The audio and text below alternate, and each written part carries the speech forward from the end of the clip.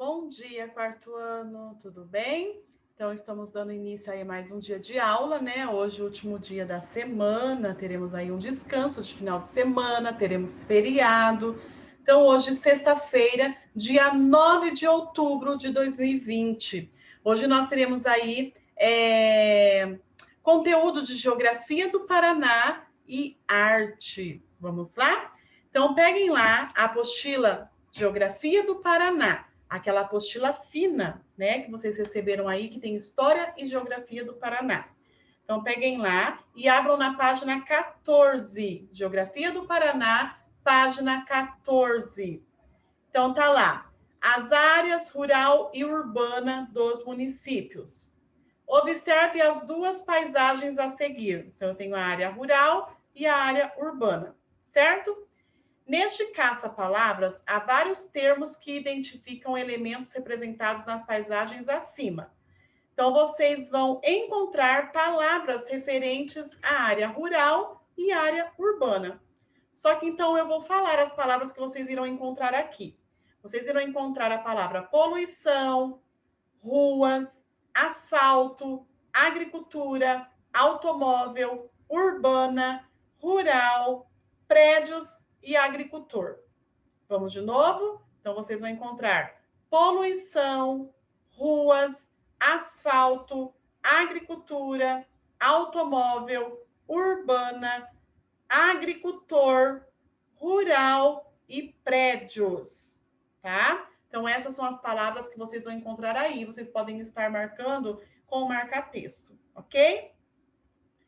Depois, vocês vão na página, não precisa fazer esse próximo exercício aqui abaixo, tá? Só o caça-palavras.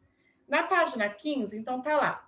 No Paraná, os únicos municípios que não têm área rural são Curitiba, a capital, e Pinhais, segundo o Censo Demográfico de 2010, feito pelo Instituto Brasileiro de Geografia e Estatística, IBGE, órgão que faz a contagem do número de pessoas que vivem em cada município do Brasil.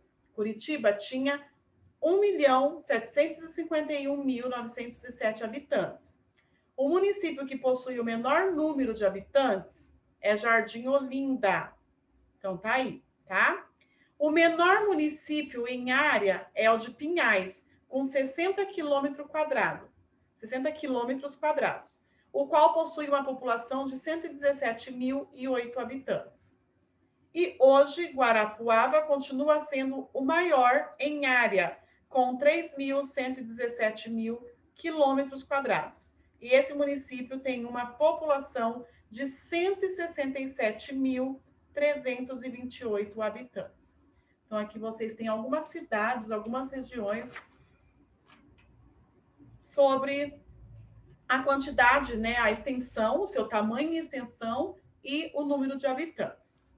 Como estamos falando, então, de área rural, área urbana, né, de quantidade de pessoas numa área, em outra, vocês irão fazer uma pesquisa. Lá na página 16, vocês irão pesquisar as pessoas, quantas pessoas vivem na área rural da nossa cidade e quantas vivem na área urbana, tá? E aí vocês vão pintar o gráfico aqui.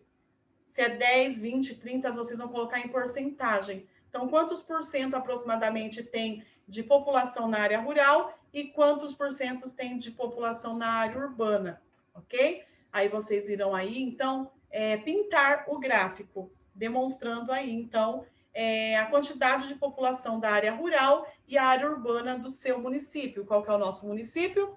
Arapongas. Então, vocês vão pesquisar sobre a área rural e área urbana de Arapongas, tá? Número de pessoas que vivem em cada área.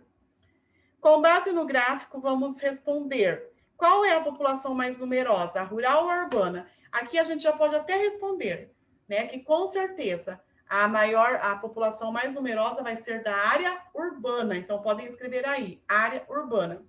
E aí vamos responder na letra B, por que ela é mais numerosa? Então, escrevam lá.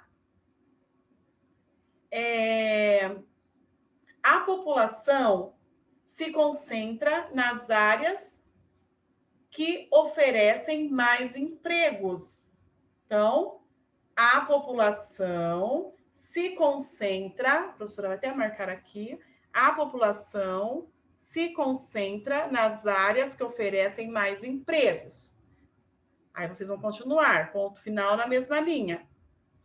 São as cidades que oferecem mais empregos, melhores condições de estudo, assistência médica, lazer e entre outros fatores que atraem a população. Então, essa vai ser a resposta aí na letra B. Vamos de novo? Então, a população se concentra nas áreas que oferecem mais empregos. São as cidades que oferecem mais empregos, melhores condições de estudo, assistência médica, lazer, entre outros fatores que atraem a população. Então, aí está a resposta, ok? E na página 17, pessoal, vocês irão fazer uma pesquisa, um momento, uma entrevista, um momento repórter. Tá lá. Converse com alguém que morava na área rural e tenha se mudado para a área urbana. Pergunte a essa pessoa se é melhor viver na área rural ou na área urbana e por quê. E em seguida registre o que vocês ouviram e apresentem a entrevista. Então vamos lá. Então vocês vão procurar uma pessoa que antes morava na área rural, né, que são aí sítios, fazendas. Então, uma pessoa que já viveu muitos anos na área rural, mas que hoje ela mudou-se para a cidade. E aí você vai fazer a pergunta para ela. Você vai perguntar para ela se é melhor viver na área rural ou na área urbana e por quê. Então, a pessoa tem que colocar por quê. Aí você vai perguntar e a pessoa vai responder. E tudo que a pessoa te responder, vocês vão registrar nessas linhas da página 17. Certo? Então, vocês vão perguntar. Ah, você morou quanto tempo na área rural? Ah, e por que você mudou-se para a cidade? E o que você pensa hoje? É melhor viver na área rural ou na área urbana? E por quê? Por que a pessoa acha o que é melhor? Se ela falar assim, ah, é melhor a área rural, ela vai explicar por que ela prefere a área rural. E se ela escolher a área urbana, que é a cidade, ela vai explicar por que ela escolheu a área urbana. Certo? Tá joia? E agora, então, nós vamos para a apostila de arte. Abram na página 4.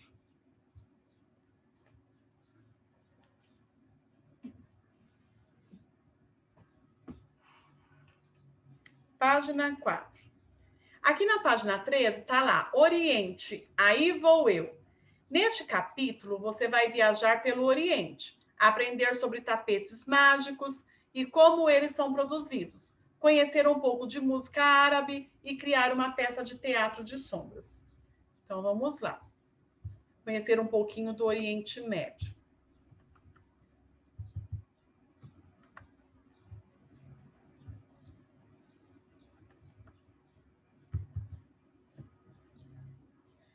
Então, tá lá.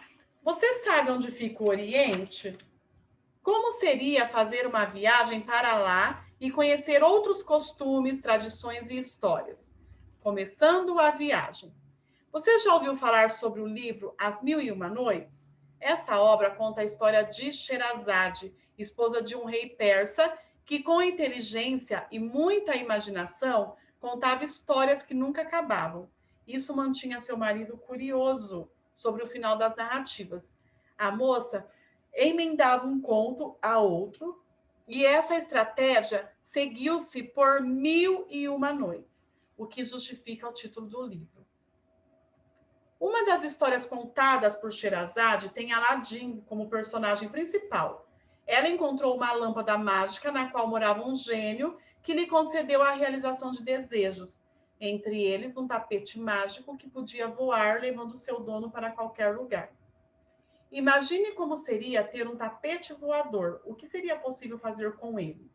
Então, imagine, né? Lembra lá do Aladim, que ele voava num tapete mágico? Então, imagine como que seria e como seria ter esse tapete voador.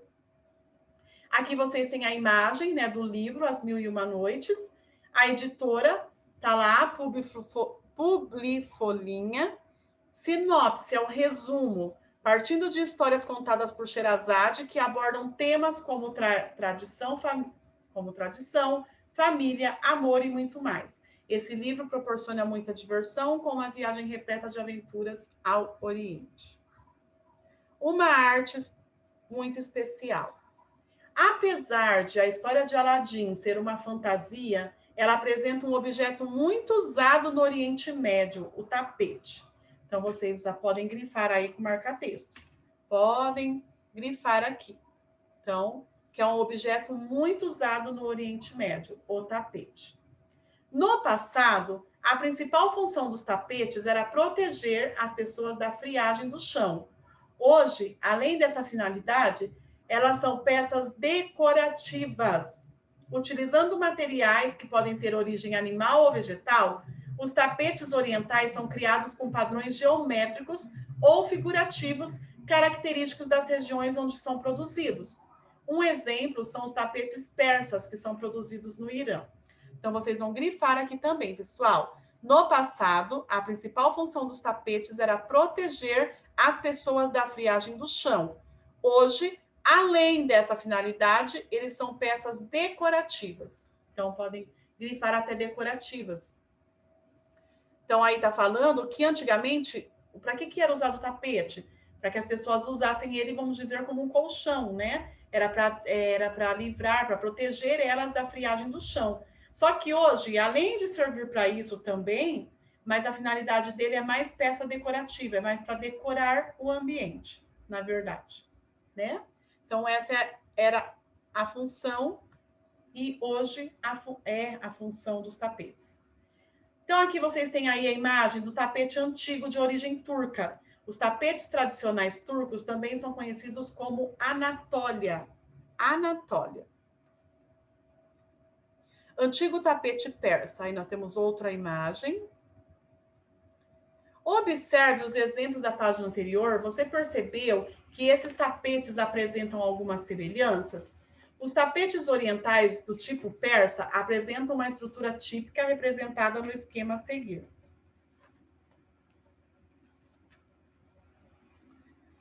Então, olha lá.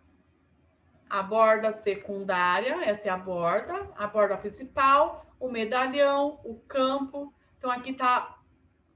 E a borda secundária interna, os cantos. Então, nós temos aí, né? Uma demonstração desse tapete.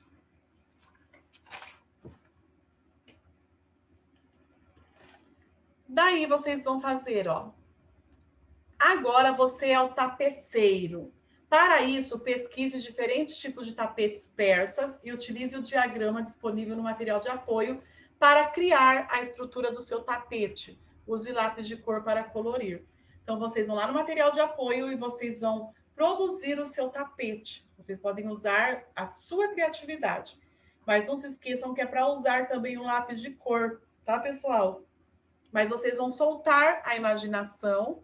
Vocês podem pesquisar diferentes tipos de tapetes persas e vocês vão fazer uma releitura de um tapete persa, ok? Então, é isso que vocês irão fazer aí.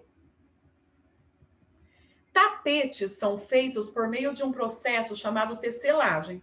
A tecelagem, ela pode ser realizada de forma artesanal, em teares manuais ou de forma industrializada, em fábricas utilizando teares complexos. Com esse processo, são produzidos não só tapetes, mas diferentes tipos de tecidos. Então, vocês podem grifar aqui, pessoal. Tapetes são feitos por meio de um processo chamado tecelagem. E a tecelagem pode ser realizada de forma artesanal, em teares manuais, ou de forma industrializada em fábricas.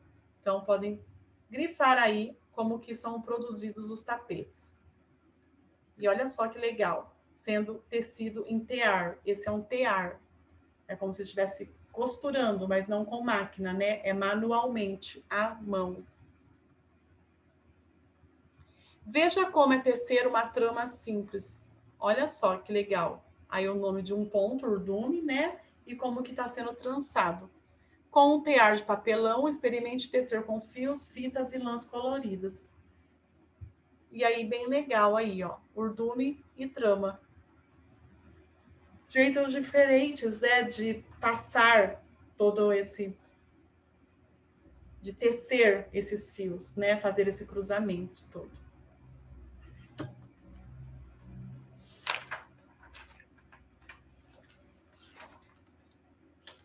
E aqui, pessoal, só vou dar uma lida com vocês. Tá lá o som das Arábias.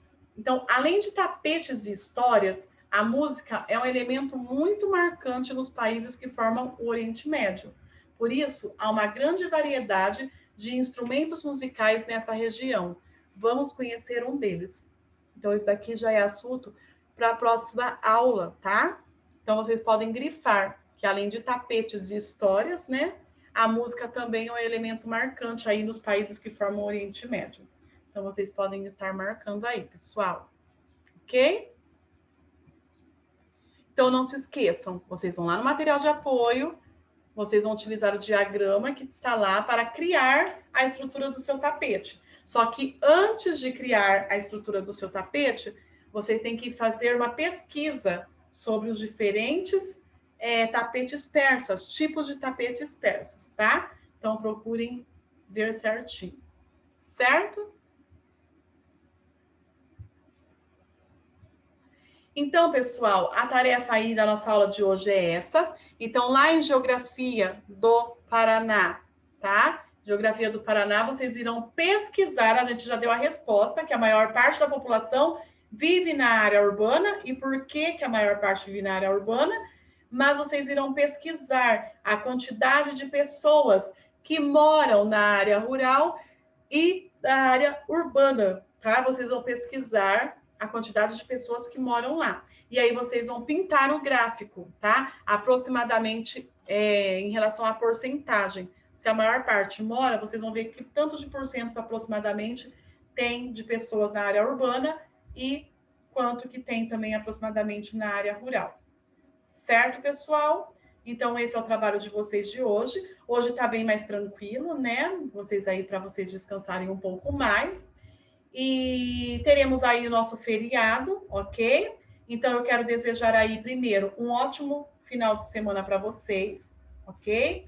Um ótimo feriado, né? Sabemos aí que nós temos aí o feriado de Arapongas, aniversário de Arapongas, que será amanhã, dia 10 de outubro. Na segunda-feira, Dia das Crianças aí, né? Então, quero desejar um feliz Dia das Crianças para vocês, né? Que bom que o ser criança não morre, né? Em cada um de nós. Então, que esse espírito de criança prevaleçam em nós todos os dias, né? E dia 15 de outubro, o Dia do Professor. Então, nós temos aí vários feriados, né, pessoal? Mas a partir da semana que vem, nós teremos também as nossas atividades avaliativas, 1 e 2, tá? Então, estejam atentos aí, estejam atentos aos links que serão enviados para vocês, tá? Não deixem atrasar nada, procurem fazer sempre no dia, porque vocês podem perceber que quando a gente faz tudo no dia, não deixa acumular tarefas, fica bem mais tranquilo para vocês, não é verdade? Então, beijos, ótimo final de semana, ótimo feriado e até a próxima semana, ok? Beijos!